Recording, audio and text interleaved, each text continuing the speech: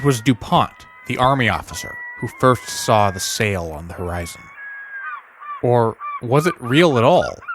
DuPont, like the other 14 men on the makeshift raft, was suffering from malnutrition and heat stroke, sunburned so badly the skin had blistered, blinded by the screaming light, emaciated and hallucinating.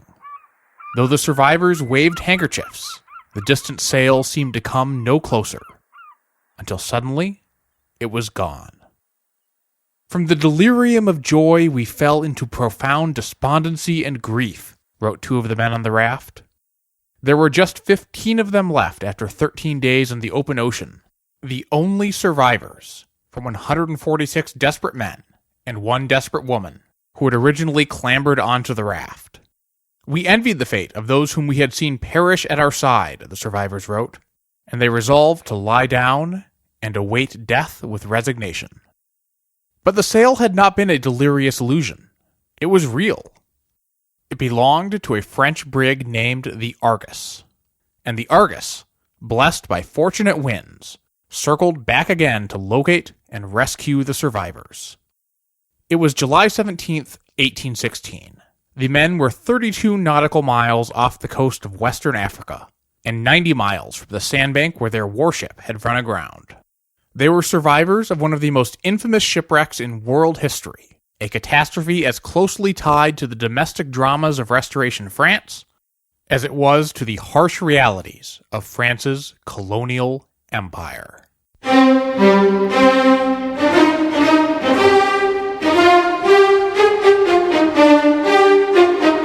This is The Siècle. Episode 36, Wreck of the Medusa. Welcome back, everyone. Today, we'll be taking a long overdue look at France's colonies, using the dramatic 1816 story of the Medusa shipwreck as our entry point. This story will tie together famous incidents I've covered in prior episodes, and lay the groundwork for the exciting events that await our main narrative in 1830. As a reminder, The Siècle is a proud member of the Evergreen Podcast Network. You can find more information about every episode, including full transcripts, citations, and images, online at thesiecle.com. You can also support the show on Patreon for as little as $1 per month. All patrons receive an ad-free feed of the show. Find out more at thesiecle.com/support. I'll also throw in a warning here. This episode is going to discuss a series of unpleasant topics, including murder, starvation, cannibalism, slavery, and colonization. Listener discretion is advised. Alright, let's get into it. Months before the grisly tragedy of the Raft, the warship Medusa, or Medusa, had been ordered to lead a mission of national importance to France's newly re-established Bourbon monarchy, to take back control of France's African colony of Senegal. But that phrase, colony of Senegal, may mislead some of you. In the 2020s, the modern country of Senegal occupies more than 75,000 square miles of West Africa. In the 1920s, the French colony of Senegal occupied much the same area. But in the early 1820s, we shouldn't even be talking about area. France's colonial possessions in West Africa were little more than a handful of coastal trading ports.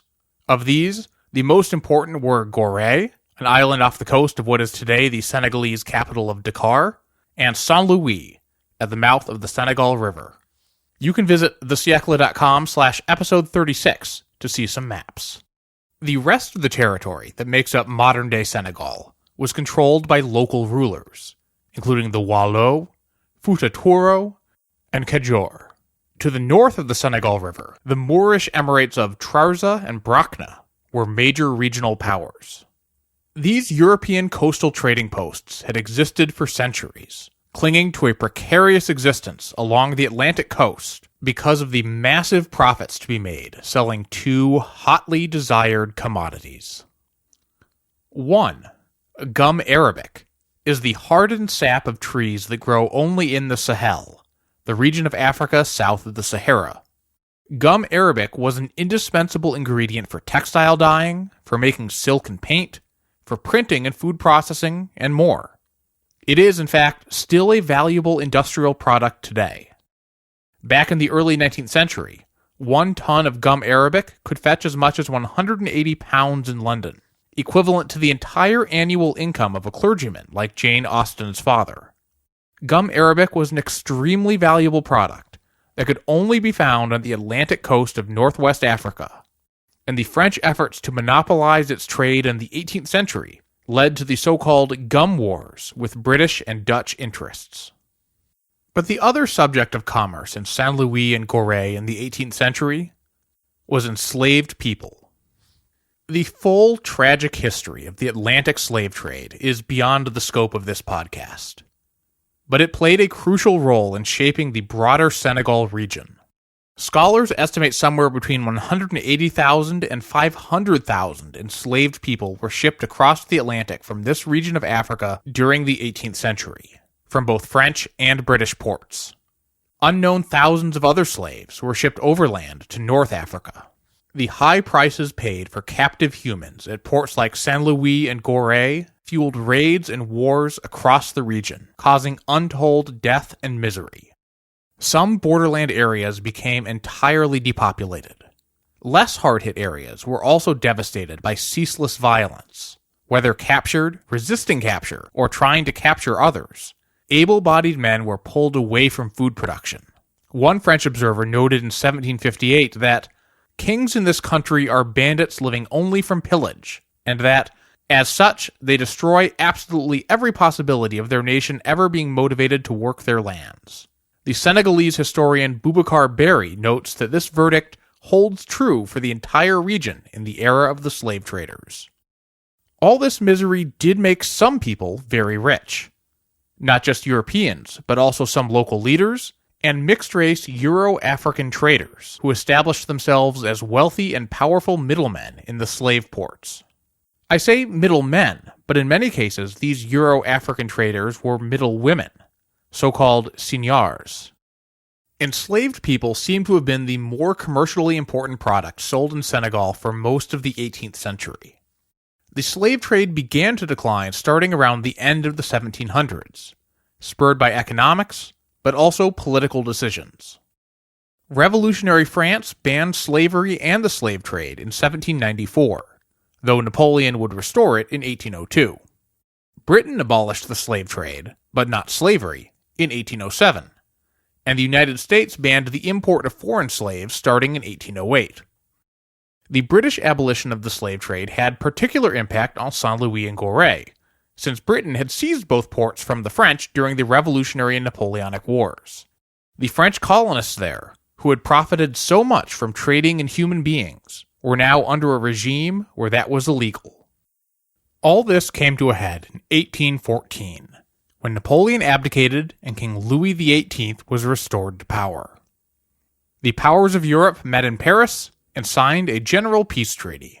Besides moving borders around in Europe, the 1814 Treaty of Paris dealt with two issues relevant here: France's overseas colonies and the slave trade. In 1814, Britain was feeling generous and agreed to return to France most of the French colonies that Britain had seized over the past 2 decades. A few French colonies were given to Britain, including Mauritius in the Indian Ocean and St. Lucia and Tobago in the Caribbean. France got the rest back, including Senegal. But generous wasn't the only thing the British were feeling. Abolitionist sentiment also ran strong there. The Duke of Wellington wrote to his brother in amazement at the degree of frenzy existing here about the slave trade, saying that the British public seemed willing to go to war to put an end to that abominable traffic. Even Britain's slave-owning planters were now behind abolishing the slave trade, which they had fought so hard before 1807. If they couldn't ship captive humans across the Atlantic, British slave owners reasoned, then certainly no one else should be allowed to either. With this vigorous and near-unanimous public sentiment, British diplomats made abolishing the slave trade a priority when they sat down to negotiate a peace with France. The French negotiators were quite cool to this abolitionist pressure. Trading in enslaved people was extremely profitable for both French colonists and for French trading ports such as Nantes and Bordeaux. Plus, many Frenchmen felt the whole thing was a trick. British ships had hauled more enslaved people across the Atlantic in the past 50 years than everyone else put together. Britain's Caribbean plantations were worked by thousands of slaves to great profit. Now Britain suddenly wanted to shut down the slave trade that had made them so much money? France was in a weak bargaining position in 1814, and was forced to agree to ban the slave trade. But Louis's chief negotiator Talleyrand won a 5-year delay. This concession proved unpopular in Britain, and the British offered France the Caribbean island of Trinidad as compensation if France would agree to end the slave trade early. But Louis's government had no interest in such a deal, and prepared to take full advantage of her 5 years of legal slaving. That, at least, was the plan. But then the next year, Napoleon escaped from Elba and retook power. One of Napoleon's new decrees was to immediately ban the slave trade. Coming from the man who had once re-legalized slavery, this was likely a cynical attempt to appeal to British public opinion. If so, it didn't really work. But while Napoleon's revived empire went goodbye after Waterloo, his ban on the slave trade stuck around, especially with Britain's leverage after restoring Louis XVIII to power again. The king found it too awkward to bring the slave trade back in 1815. So here we are back in 1816, with the warship Medusa and a small fleet being fitted out to formally take back control of Saint Louis from the British.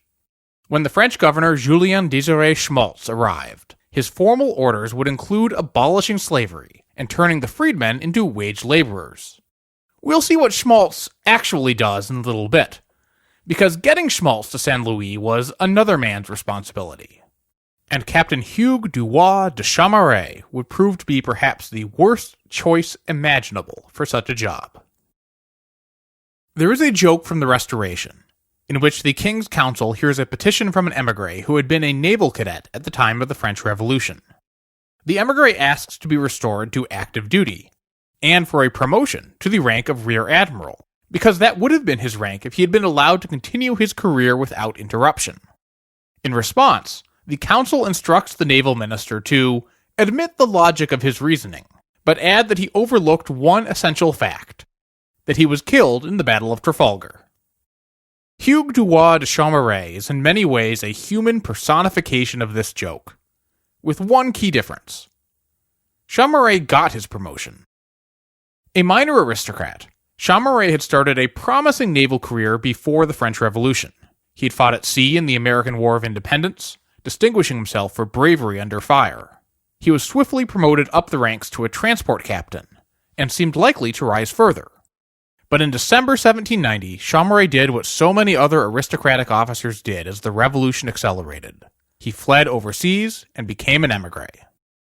Chaumareix would stay overseas until 1804, when he took Napoleon's amnesty offer and returned to wait out the empire in a quiet job as a customs officer.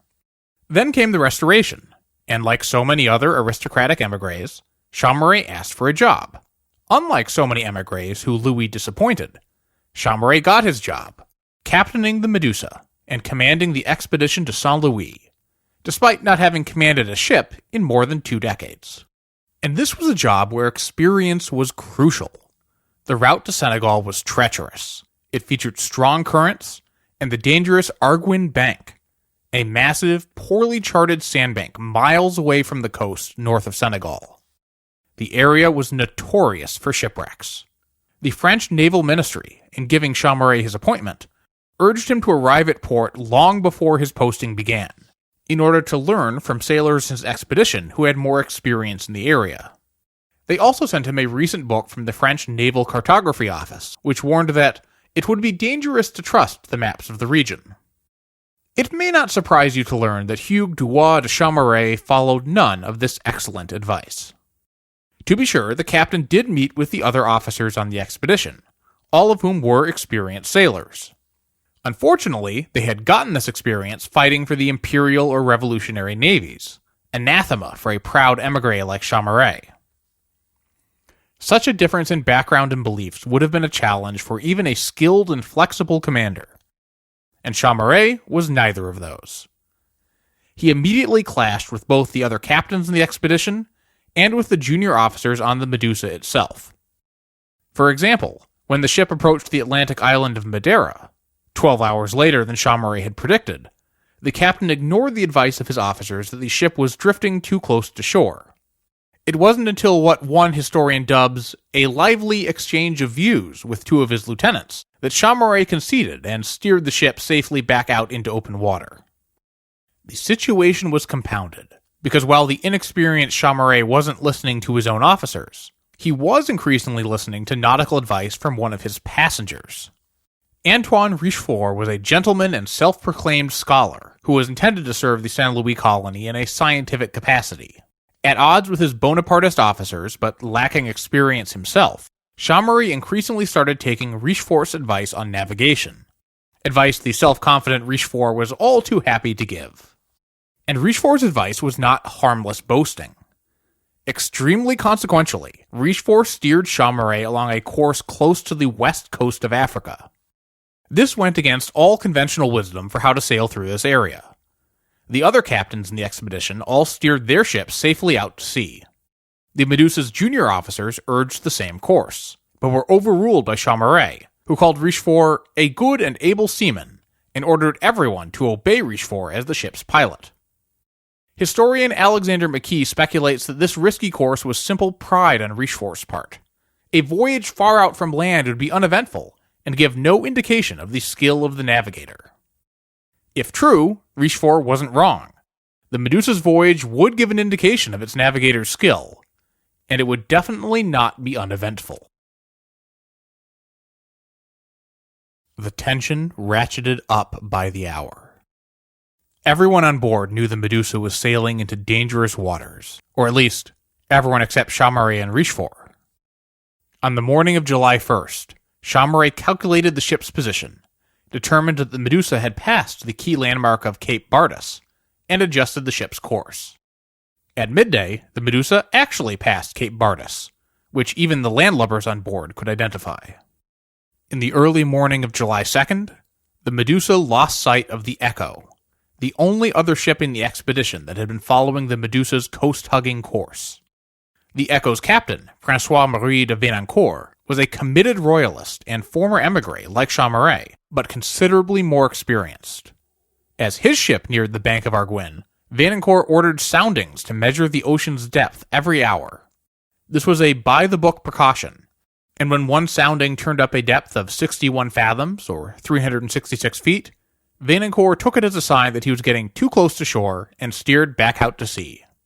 Chamaré, in contrast, despite taking a more dangerous route, took soundings much more sporadically. As danger grew, some of Chamaré's officers adopted a borderline mutinous plan. They tricked him into believing that a white cloud on the horizon was Cape Blanc, the peninsula that marks the beginning of the deadly Bank of Arguin. Chamaré was easily duped and ordered the ship to steer west out to sea. But it was all for naught. Richefort changed course back eastward again after a mere 30 miles, not nearly far enough to escape danger. As historian Jonathan Miles notes, the cunning group had taken the trouble to dupe a captain who was no longer in command. 2 ensigns calculated they were headed for the shoals, and got rebuffed by Richefort. So did one of the passengers, who had sailed this route before, and announced angrily that they were on a collision coast with the Arguin Bank. Ordinary sailors cheered when suddenly fishing lines hung over the side of the ship began catching cod, a sign the ship had reached shallower waters where fish were abundant. The water changed color, and seaweed became more abundant. Chamaré and Richefort refused to change course. "Never mind, we were in 80 fathoms, Richefort replied. 80 fathoms, or 480 feet, was certainly deep enough for the Medusa, as Richefort insisted. The warning sign he blithely ignored was that the prior sounding had been for 100 fathoms. From noon to 3 p.m. on July 2nd, the Medusa sailed further and further into danger. A kind of stupor pervaded everyone on the deck, a resigned melancholy. Then, a cry of alarm. Looking over the edge, everyone could see specks of sand floating in the water. A sounding, 18 fathoms.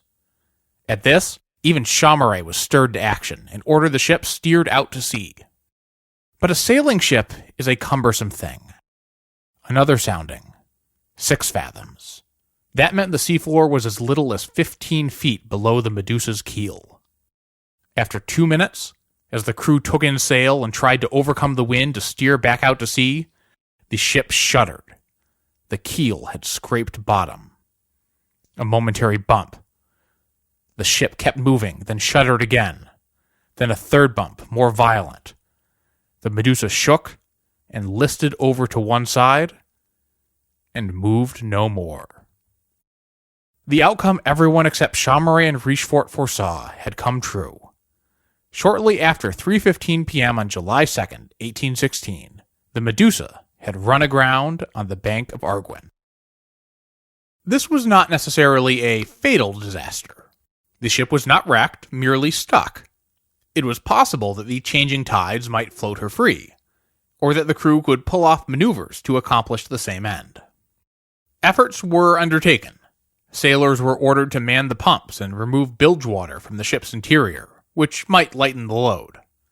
Anchors were rowed away from the ship and dropped into the ocean, in the hopes they could provide leverage to haul the Medusa free. Determined and aggressive leadership probably could have extricated the Medusa from its predicament, but the Medusa didn't have determined and aggressive leadership. It had Chaumareix. The captain refused to allow the most drastic but effective remedy, throwing the ship's heavy cannons overboard. Later experts conclude that probably would have freed the ship, but it would have also been a final, irrevocable move, impossible to paper over. The cannons stayed put. So did the ship. It's at this moment that Governor Schmaltz took control from the hapless Chaumareix and disgraced Richefort, who had nearly been murdered on the spot by angry passengers. Schmaltz convened a council of leading men on the ship, where discussion quickly turned to abandoning the Medusa. A warship like the Medusa had 6 smaller boats on board. This was far too few to carry everyone on board to safety, but it did give them options. One proposal was to ferry everyone to shore in a series of trips, then march overland to St. Louis. This would have been dangerous, both from lack of water crossing the hot desert, and from the possibility of attacks by local Moorish nomads. Another proposal was to send a few of the boats to St. Louis to fetch help, while everyone else remained on board. But the plan the council adopted was the one proposed by Governor Schmaltz. Build a large raft, capable of carrying the ship's supplies and surplus passengers. Then everyone could sail together to St. Louis.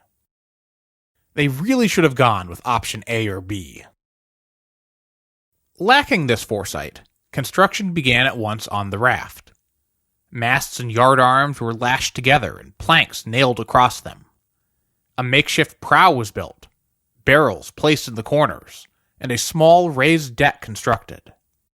Overall, the structure was 67 feet long by 24 feet wide, or 20 meters by 7. It was hurried work and had obvious flaws.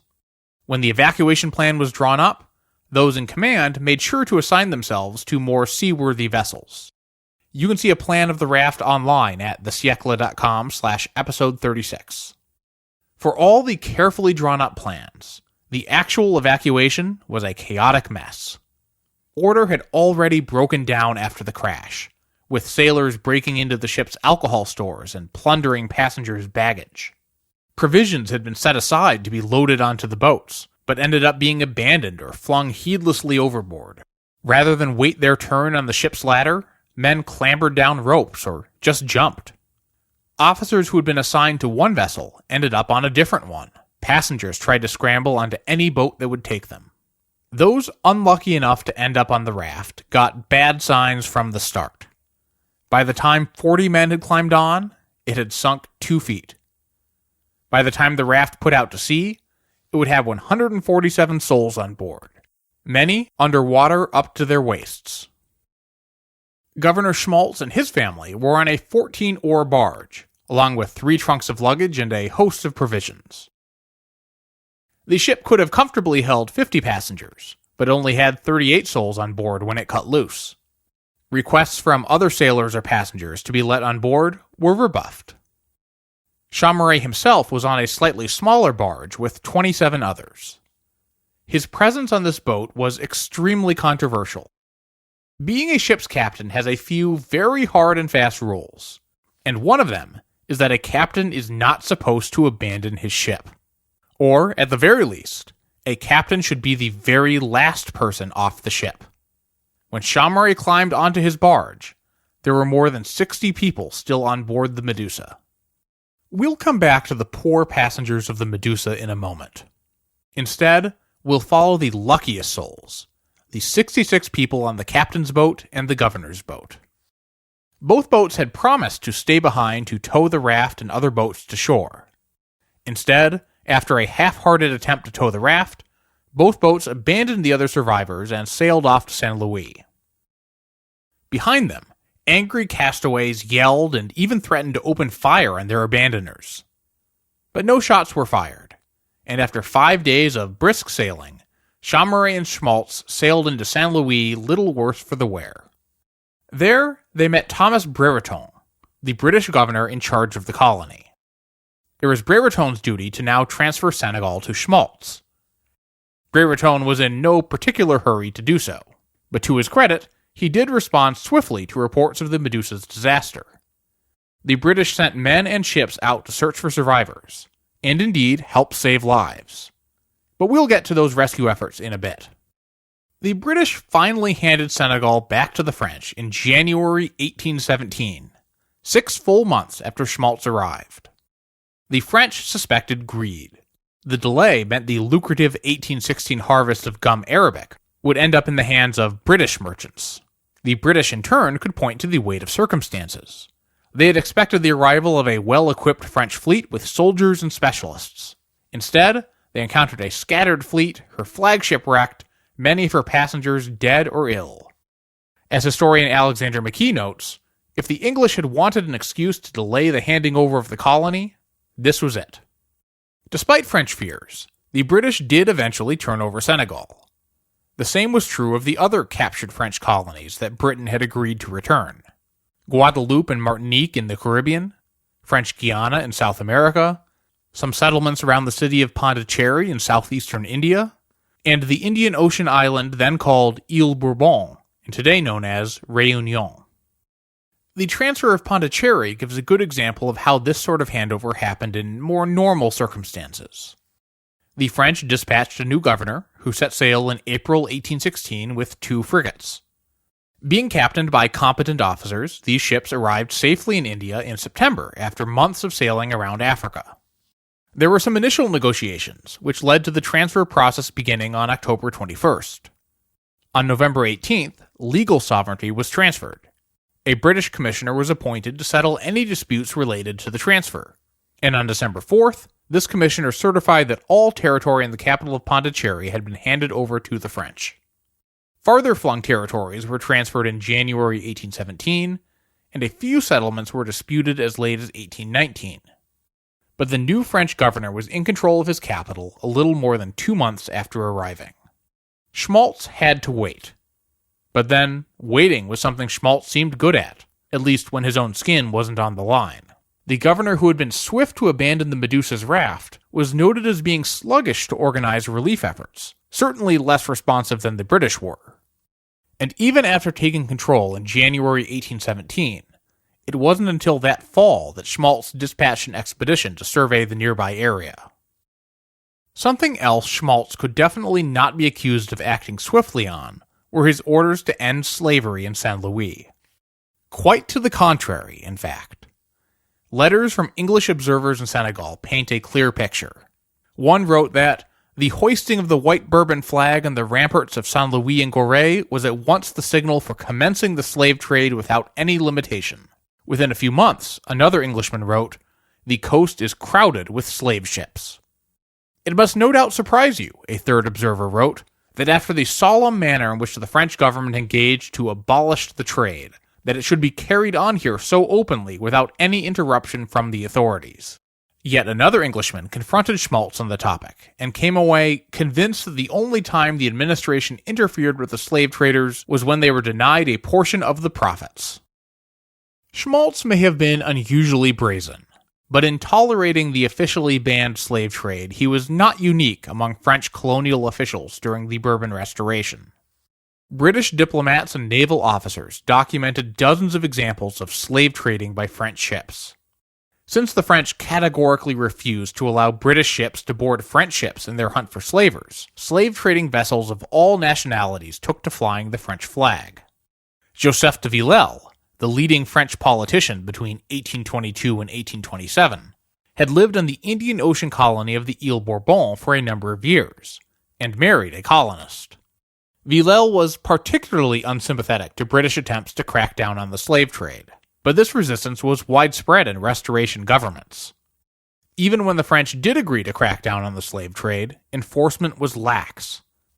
In 1818, the French in Senegal set up a naval patrol route to intercept and arrest slavers. But historian Jonathan Miles implies that when the French intercepted a slave vessel, they would simply arrest the captain, rather than seizing the vessel or liberating the slaves. Wily slave traders soon put 2 captains on each vessel, so if one got arrested, the voyage could continue. The net effect, Miles notes, was mostly to make the trade more difficult, and therefore more profitable. And if the slave trade continued, it will not surprise you to learn that domestic slavery also persisted in Saint Louis and Gorée under the Restoration. A majority of the population of Saint Louis were enslaved, and were the city's primary workforce. Enslaved women worked as laundresses, prepared food, cleaned, gardened, and cared for children. Male slaves worked in construction and warehouses, and served in a range of positions on trading expeditions up and down the Senegal River. For free inhabitants of Saint Louis, whether European or the Afro-European seigneurs, owning slaves was a mark of wealth and social status. Outside of Saint Louis, Schmaltz attempted to set up cash crop plantations on the mainland. In 1819, he signed a treaty with the Kingdom of Wallo, offering military protection from the Moorish Emirate of Trarza, and annual payments of more than 10,000 francs to the Wallo aristocrats. In return, France got a wide swath of farmland, where they would attempt to grow cotton, tobacco, and sugarcane. These initial efforts at plantation farming were largely failures. While Wallo aristocrats got paid handsomely, less elite inhabitants resented the land sale and often refused to work on the plantations. In response, the French recruited what they called indentured laborers. This is a form of forced labor that's often understood to be less harsh than chattel slavery. But in practice, these Senegalese indentured laborers were slaves in all but name, often violently captured and sold into bondage. Senegal and other French colonial possessions are going to be an ever-expanding topic on the siècle as the 19th century advances. I'll talk a lot more about the people of the Senegal area and France's efforts to expand colonial control there in future episodes. For now, we're going to move on. I need to get back to the poor, unfortunate souls who didn't hitch comfortable rides away from the wreck of the Medusa. But first, you're going to have to endure one final digression. Because if we're talking about French colonialism in the Bourbon Restoration, we have to talk about Haiti. Before the French Revolution, the Caribbean colony of Saint-Domingue was France's wealthiest and most important. There, huge numbers of enslaved Africans working in terrible conditions produced incredibly valuable sugar harvests. But an extremely complicated mix of factors led to a successful slave uprising in the 1790s. The armies of former slaves managed to establish de facto control of the colony under the freedman Toussaint Louverture. Napoleon sent an army to suppress this rebellion in 1801. This was the context in which Napoleon re-established slavery. The French expedition managed to capture Louverture, but failed to overcome stiff local resistance or deadly tropical diseases, and withdrew after terrible casualties. By 1814, when Louis XVIII retook his throne, the people of France's former colony of Saint-Domingue had been effectively free for more than a decade under the name of Haiti. But France did not recognize Haiti's independence, either under Napoleon or under Louis. To the contrary, Louis referred to Haiti's leaders as runaway slaves, and pledged in October 1814 that the restoration of the colony of Saint-Domingue is the constant object of our concerns. He rejected Haitian proposals to pay 80 million francs, what France had received for the entire Louisiana Purchase, in return for recognition of Haitian independence. planter interests were influential in royalist circles, and one contemporary claimed that plans of reconquest cropped up everywhere in the early years of the Restoration, which usually entailed some form of re-enslavement. The situation changed somewhat under Louis's successor, King Charles X. Charles opened the 1826 Parliament by declaring he was determined to finally settle the fate of Saint-Domingue. And by that, he didn't mean invading. The time has come, Charles said, to give up on dreams of retaking a colony already lost to us for more than 30 years. What happened next was certainly less brutal than an attempt to re-enslave the Haitians at gunpoint, but it remains deeply controversial to this day. Charles and Villèle agreed to recognize Haitian independence, but only in return for very stiff concessions. Haiti would grant commercial privileges to French merchants, and agree to pay 150 million francs to indemnify former French plantation owners for their lost property, both physical and human. This indemnity would be financed in part by loans Haiti would take out from French banks, a debt Haiti didn't pay off until at least 1883 or later. That indemnity and debt remains a political issue to this day, nearly 2 centuries later. If Haitian President Jean-Pierre Boyer had qualms, the presence of French warships in the harbor suppressed those doubts, and Boyer signed the deal. This indemnity proved to be a bad deal for almost every party involved. Haiti suffered most, of course. Having fought for their freedom, the Haitians now had to pay for it, too. The young, poor country was crushed, and would continue to be crushed, by a debt burden 3 times the country's GDP, while lowering tariffs on French goods throttled one of the few sources of revenue it had. But the intended benefits of the deal for France largely failed to materialize either. Villèle appears to have grossly overestimated Haiti's ability to pay. That meant that the former planters of Saint-Domingue, who were supposed to get compensated for their losses, got far less than they had been told to expect, which in turn was far less than they thought they deserved. One study found that 37% of ex-planters got as little as 7.5 francs in compensation, and 90% got less than 252 francs. Historian Mary Dewhurst Lewis has chronicled the festering sense of grievance that consumed many of these planters as their promised windfall never arrived. Villèle also grossly overestimated the value of war-torn Haiti to French merchants. When ships arrived to take advantage of the trading concessions France had coerced, they found the impoverished Haitians had no demand for French goods, and that Haiti produced few products valuable on the international market. If anyone got something from this deal, it might have been the banks and investors who funded the indemnity. After all, the banks were still getting money from the Haitian debt into the 1880s. But while the financiers successfully played hardball over the subsequent century, Haiti's limited means cut deeply into the expected profits. Haiti defaulted on its loan after just a single payment in 1826. Historian Alexia Yates describes early profits for investors as meager, and only as good as that because of a government bailout. Loan payments would be suspended multiple times and renegotiated multiple times before the debt was finally paid. At long last, we come back to the survivors of the Medusa, those unlucky souls who didn't get on a boat with the captain or governor. In general, we have 3 groups: the 147 unfortunates on the Raft, the 172 somewhat less unfortunates on the ship's 4 smaller boats, and 17 men who looked at the whole boat situation and decided they'd rather take their chances staying behind on the wrecked ship. I'll take them in reverse order. After the disasters you're about to hear befall the other survivors, staying on the ship was a pretty smart decision. At first.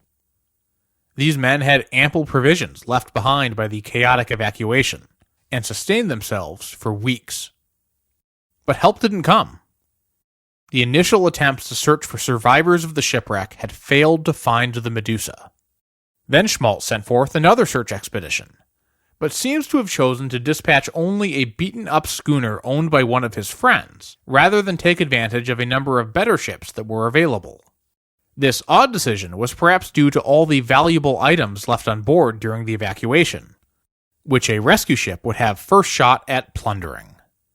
This schooner was forced to turn back to port by bad weather twice, and only on the third trip did it finally find the Medusa, 52 days after it was abandoned. They found only 3 men left alive on board, all near death. A 4th man had died hours before. A 5th man had drowned. The other 12 had given up hope 10 days prior, built a raft of their own, and sailed for shore. Their raft was later found, but no trace was ever reported of the 12 men. The Medusa herself was slumped on her side and well on its way to falling apart. The rescue ship returned to St. Louis with the 3 survivors, and a hold full of looted prizes that were quickly put up for sale in an impromptu market fair. The survivors on the boats soon found themselves, by the vagaries of the winds and waves and various drama too complicated to get into, separated into 2 main bands. One group of 86 spent 3 days drifting down the coast in their lifeboats, before being forced to land and set off on foot. There, they endured a miserable multi-day march across the desert, parched and starving, constantly on the verge of turning on each other. Partway through this hike, they encountered a local band of Moors, who provided much-needed aid in return for the few remaining valuables the castaways had on them. Finally, they encountered an exploring officer sent out by the British governor Brereton, who had both supplies and connections with the local tribes. After 5 days, they reached St. Louis, in bad shape, but alive. It seemed, Jonathan Miles summarizes, that the entire colony, with the exception of Governor Schmaltz and Captain Chamaret, had turned out to greet the survivors. Another band had put ashore further north, choosing to land immediately rather than trust their lives to the ship's overloaded and waterlogged longboat. This group of 57 people thus walked 4 days down the coast, weak and dying, before reaching the spot where the first band had landed and begun their brutal march. They also fell in with a band of Moors, offering guns and tobacco in return for guiding them to St. Louis. This bargain got them desperately needed food and drink, even if the drink was, and I apologize to anyone with squeamish stomachs here, camel's milk mixed with camel urine. Eventually, this group too encountered British relief expeditions sent out from St. Louis. After 16 days wandering the desert, the band finally reached safety, legs swollen from sunburn and insect bites, bodies scarred and emaciated, and skin broiled. 5 of them had died. You might recall I described these castaways as somewhat less unfortunates. Brace yourselves, because we're headed back to the raft of the Medusa. I already introduced you to this raft at the start of the episode. 15 half-dead survivors being picked up by the French brig Argus.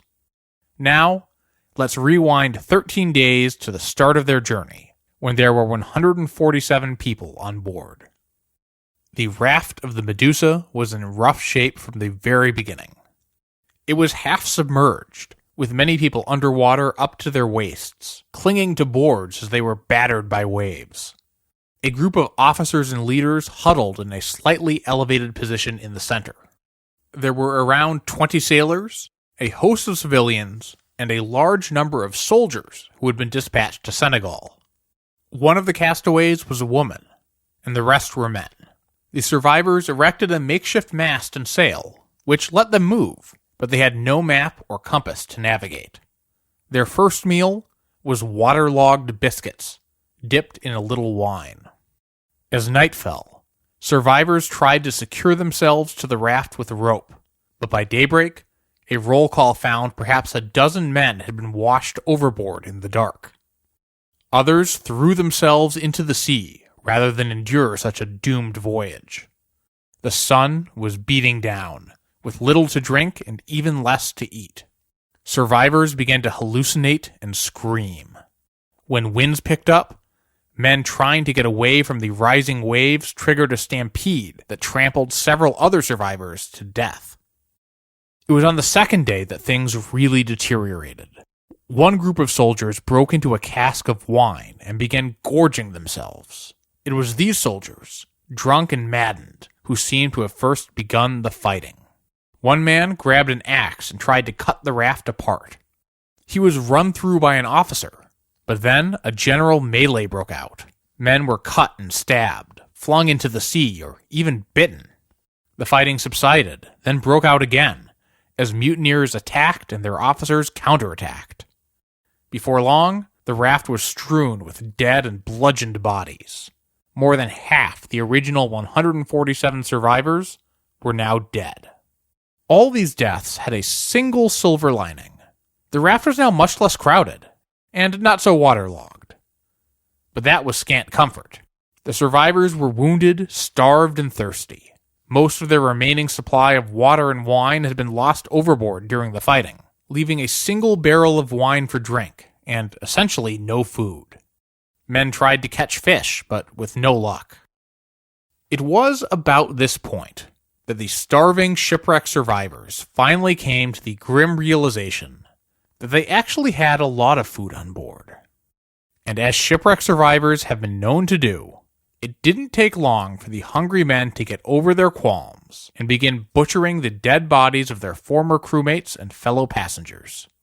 The accounts of the men who survived this horror are perhaps understandably cagey about exactly what went on, and I'll also spare you the details. But there is no doubt that everyone still alive on the death raft turned to cannibalism sooner or later.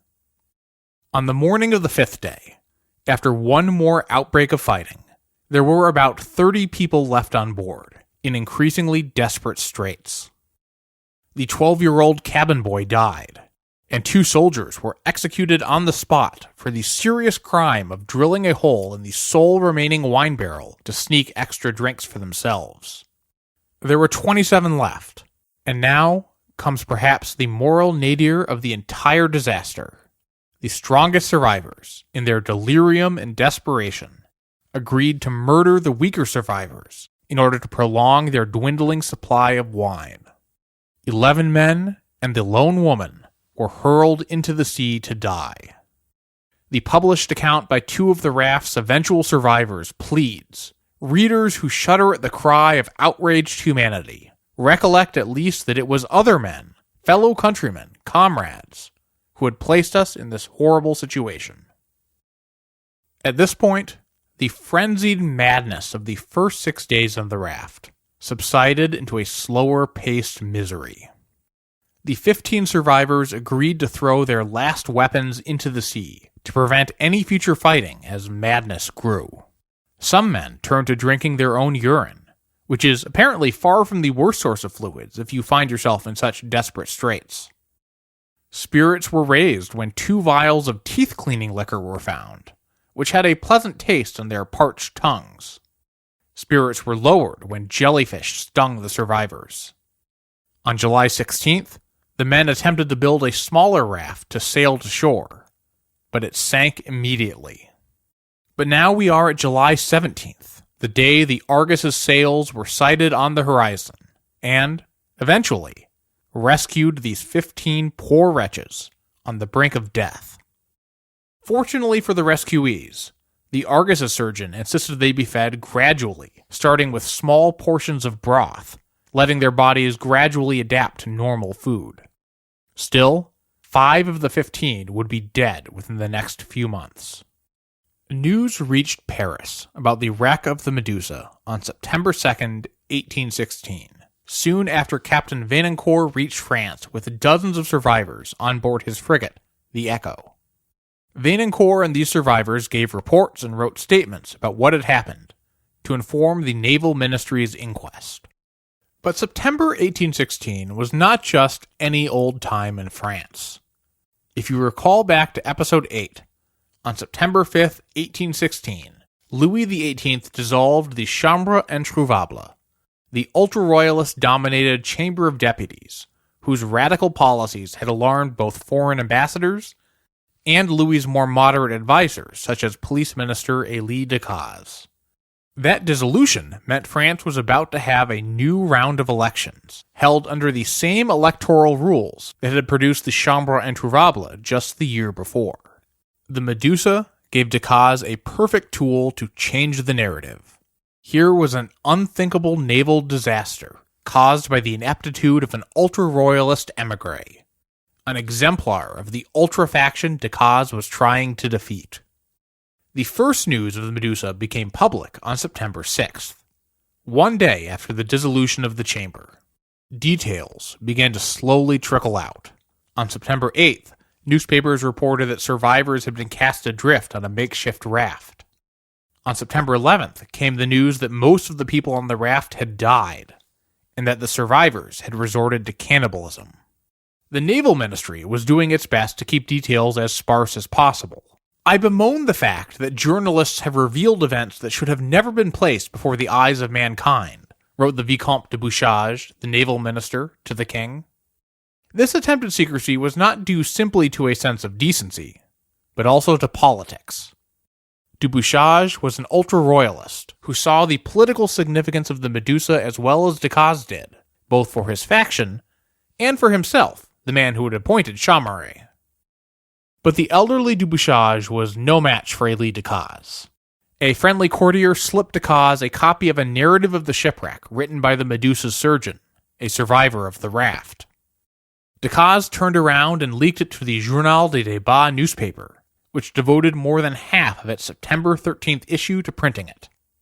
The salacious details immediately provoked a media frenzy, so captivating even the ultra newspapers joined in. When France's wealthy voters convened in their electoral colleges in late September and early October, they largely rejected ultras in favor of the moderate royalists Decazes wanted. How much of this political shift was due to the news of the Medusa is impossible to say. Many other things had changed from 1815. But the horrifying stories certainly seem to have contributed. Captain Chamaré arrived in France a few months later. Chamaré seems to have had little more appreciation for the legal danger he now faced than he had for the navigational dangers he sailed into the summer prior. The captain who brought Chamaré back home reported that he spent no time preparing a defense for the court-martial he would surely face. When he landed, Chamaré wrote to the naval minister requesting several months' holiday in order to restore my health. By way of reply, Miles writes, he was arrested. But while the incompetent captain's naval career was over, his final punishment struck many as shockingly lenient. For wrecking and then abandoning his ship, Chamaré could have faced the death penalty. Instead, the prosecutor asked for only 5 years in prison. The judges sentenced him to 3. Du Bouchage put things frankly in a letter to Louis. Although Chamaré is guilty of grave error whose results have been deadly, he has, in other circumstances, given proof of courage and devotion to the royal cause. The same political biases that had gotten Chamaré's command of the Medusa would save his life for wrecking it. Chamaré served his time, before being eventually released and retired to his family home to live out his life as a recluse and pariah. If he left his gardens, local peasants would boo him and pelt him with stones. There's one final angle to the story of the wreck of the Medusa. It may be the only reason some of you knew anything about the Medusa story in the first place. Because among the many French men and women who were enthralled by the story of the shipwreck and the horrifying raft was a talented young painter named Théodore Géricault. Géricault had already achieved fame in 1812 with The Charging Cuirassier when he was just 21 years old. His career since then had been up and down, shaped by a turbulent inner life that included an affair with his uncle's wife. But he became captivated by the story of the Medusa, and determined to capture it in paint. Géricault threw himself into the work, shaving off his hair, withdrawing from society, and spending hours studying dead bodies at the morgue and a nearby hospital operating room. The result debuted in the 1819 Salon, the grand exhibition that was the center of the French art world. Salon goers saw the painting titled The Scene of the Shipwreck a compromise title intended to obscure its actual content. But we today know it as the Raft of the Medusa, one of the most famous and iconic paintings in the Louvre's collection. In it, Géricault depicts the moment with which I began the episode, the false hope when the survivors on the raft sight the sail of the Argus on the horizon. Surrounded by dead bodies, the survivors surge upward, waving in desperation. In its unflinching depiction of death and misery, and in its unconventional, dynamic composition, the painting was a break from the dominant neoclassical tradition and in line with the new Romanticism movement. I talked about the clash between Romanticism and Classicism in more detail in Supplemental 15, using the example of Eugène Delacroix's 1824 painting Massacre at Chios. As you might expect from that discussion, the Raft of the Medusa was controversial and drew predominantly critical reviews at the 1819 Salon. But one important figure declined to join in the criticism: Louis XVIII, who spent 2 hours touring the Salon in a wheelchair. The king spent considerable time studying Géricault's painting, and then rendered his verdict to the nervously waiting artist. "Monsieur, you have made a shipwreck, but it is not one for you." With that, I'm going to bring this discussion of the Medusa and French colonialism to a close. As always, remember you can visit thesiècle.com/episode 36 to view an annotated transcript of this episode, including images such as Géricault's The Raft of the Medusa. Thank you for bearing with me through a long and often unpleasant episode. I hope you found it as thought-provoking as I did. If you want to learn more about the Medusa, I recommend 2 books in particular that provided invaluable assistance writing the narrative of the shipwreck: Alexander McKee's Wreck of the Medusa, The Tragic Story of the Death Raft, and Jonathan Miles's The Wreck of the Medusa. The first-hand survivor narrative I quoted several times is also available in English translation, both online and in print. To find it, look up Narrative of a Voyage to Senegal by Jean-Baptiste-Henri Savigny and Alexander Corriard. My thanks also to several people who helped make this episode possible. That includes Robin Beasley, who edited this episode, and Thierry Koulibaly for pronunciation assistance. Thanks also to the show's supporters on Patreon, without whom the Siècle couldn't exist. Since last episode, they've been joined by Elliot Snyder and Nicholas Grabstus. All patrons of whatever tier receive an ad-free feed of the show. Now, as is usual for me, I'm going to hit publish and immediately get to work on the next episode of the show. When that drops very soon, you'll hopefully see why I picked now to explore France's colonial empire. Because we're going to venture across the Mediterranean Sea from France to look at the history of a city that's about to become extremely important for the show's narrative. Join me next time for episode 37, Algiers.